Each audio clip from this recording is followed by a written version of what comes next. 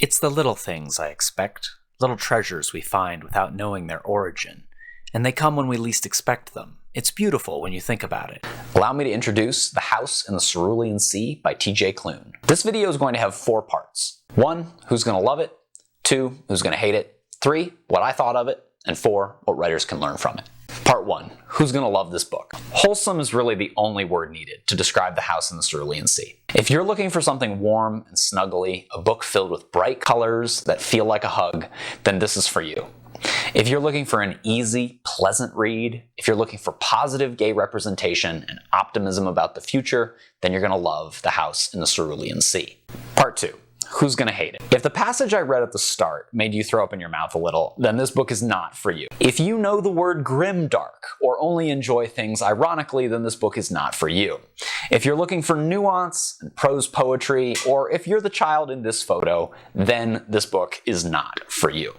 Part 3, what I thought of it. I enjoyed The House in the Cerulean Sea. It's not my standard fare. I do prefer something more in the center of the spectrum between Warhammer 40k and Care Bears, but I liked it. The main character has layers. The plot is well developed, if a little bit predictable. I was a little surprised that this book isn't marketed as young adult, but I suppose it's disqualified since its protagonist is over 40. Never mind that it's extremely wholesome, uses simple language, and is full of secondary characters who are children. Meanwhile, Six of Crows is labeled as young adult, even though one of the heroes literally gouges a man's eye out.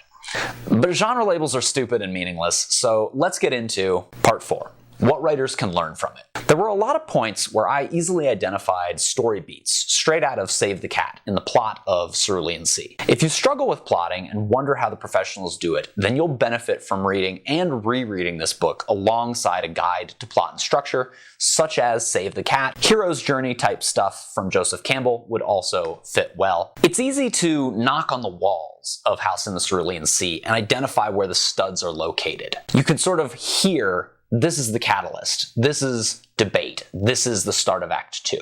One thing I disliked about the book was its simple language. Consider the following. The elevator started to rise. The pit of Linus's stomach seemed to stay in the basement. It was the longest elevator ride of Linus's life, lasting at least 2 minutes. It didn't help that it stopped on the first floor, opened, and began to fill with people. They asked for 2 and 3 and 4, but nobody ever asked for 5. This is the sort of bland description that I can be pretty ruthless about when I see it in my own writing. But The House in the Cerulean Sea reminds me that witty turns of phrase are a double-edged sword. They can set off fireworks in the reader's imagination, but they can also get in the way of the story. The language in this book is a hobbit. It's not interesting, mysterious, or sexy, but it is unobtrusive, methodical, determined, and capable of carrying its burden to Mordor and beyond. This is a book that doesn't worry about wowing the reader with every sentence. I read it and I felt encouraged. Just write. Tell the story that you want to tell. Some writers need to be reminded. You don't have to have a story. You don't have to have an idea. Just connect with that moment, and maybe you'll write crap, but you'll write. In conclusion, The House in the Cerulean Sea is a wholesome, bright story. It's well plotted. It's told with simple, straightforward language. It's a brilliant reminder to get out there and put your story on paper without worrying about all the rules and regulations that you're supposed to follow. So until next time, good luck and good writing. Yeah, I don't know. There was one cat in this story, but no dogs.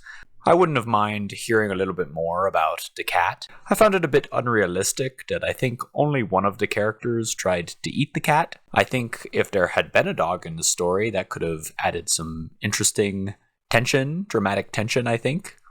But I lost interest when we stopped talking about the cat, and there wasn't really any dog that I could put myself in its paws and think about all of the attention I would have enjoyed from the characters.